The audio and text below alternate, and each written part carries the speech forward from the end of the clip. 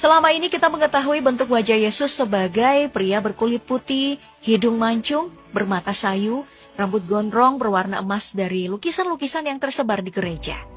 Namun ternyata belakangan terungkap bahwa wajah Yesus yang selama ini diimajinasikan oleh seniman agak berbeda dari hasil rekonstruksi wajah ilmuwan. Jadi pada tahun 2015, Richard Neff, seniman ahli medis lulusan University of Manchester, memimpin penelitian untuk menemukan potret baru Yesus menggunakan ilmu antropologi forensik. Metode ini juga yang selama ini dilakukan untuk melacak penjahat untuk menemukan penampakan wajah aslinya bersama polisi.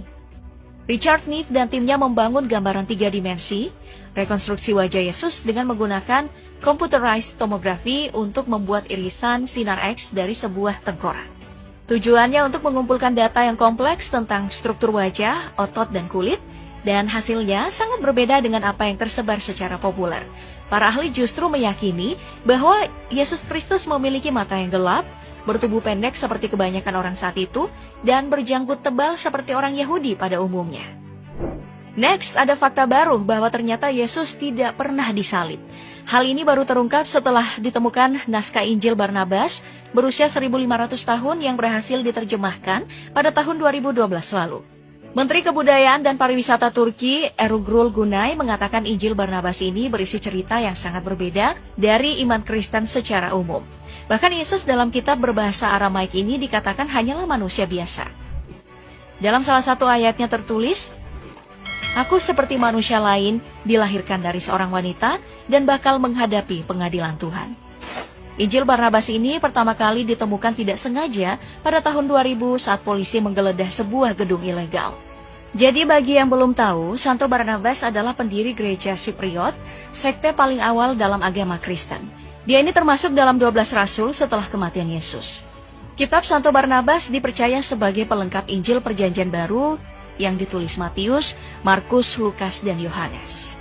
Diperkirakan bernilai hingga 22 juta US dollar atau sekitar 325 triliun rupiah. Setelah rampung dikonservasi dan diterjemahkan, pemerintah Turki pun memamerkannya di Museum Etnografi Ibu Kota Ankara. Beberapa pihak tentu ada yang meragukan keaslian naskah ini. Salah satunya adalah Pastor Ihsan Özbek. Ia menganggap Injil Barnabas ini mungkin sudah ditulis ulang. Karena Santo Barnabas hidup di abad pertama. Sedangkan menurut beberapa ahli, naskah ini diperkirakan berasal dari abad ke-5 atau ke-6. Atau kemungkinan kitab ini ditulis oleh murid Barnabas. Namun karena pemerintahan Vatikan pernah meminta izin pada Turki untuk memeriksa naskah itu, membuat beberapa pengamat semakin yakin bahwa kitab itu asli.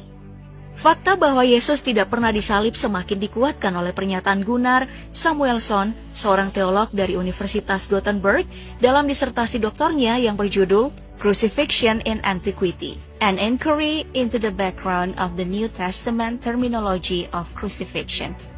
Gunnar mengatakan bahwa kitab Injil telah disalah interpretasikan karena deskripsi tentang penyaliban sama sekali tidak ada dalam literatur kuno.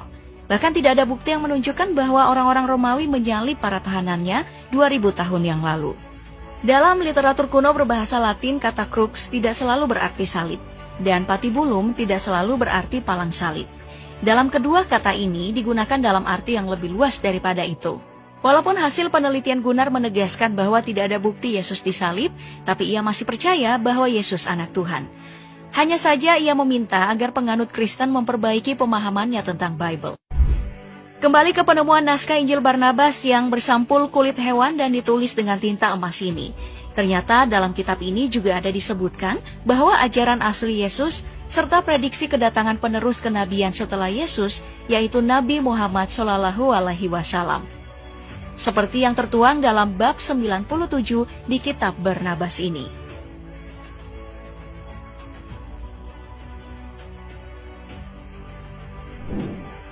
Baik, sekarang kita pindah ke fakta berikutnya. Banyak yang beranggapan bahwa Yesus beragama Kristen.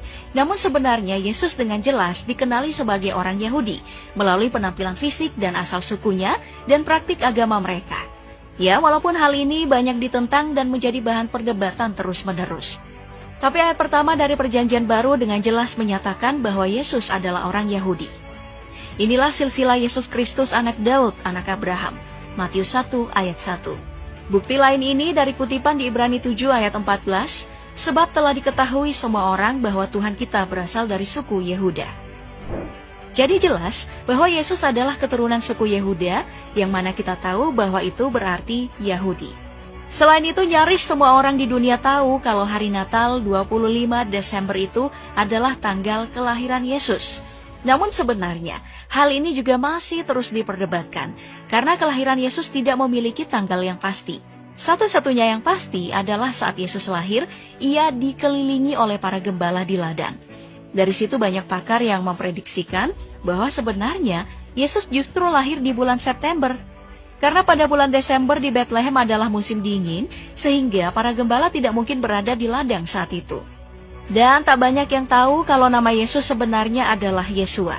Dan beberapa kelompok Kristen lebih memilih menggunakan nama Yesua, karena dalam Alkitab terdapat 2 orang yang bernama Yesus. Ya, sebenarnya ejaan bahasa Inggris Yesua adalah Yosua. Tapi saat diterjemahkan dari bahasa Ibrani ke bahasa Yunani, di mana perjanjian baru ditulis, nama Yesua menjadi Iosous. Ejaan bahasa Inggris untuk Yesus adalah Jesus. Artinya Yosua dan Yesus adalah nama yang sama. Satu nama diterjemahkan dari bahasa Ibrani ke bahasa Inggris, yang lain dari bahasa Yunani ke bahasa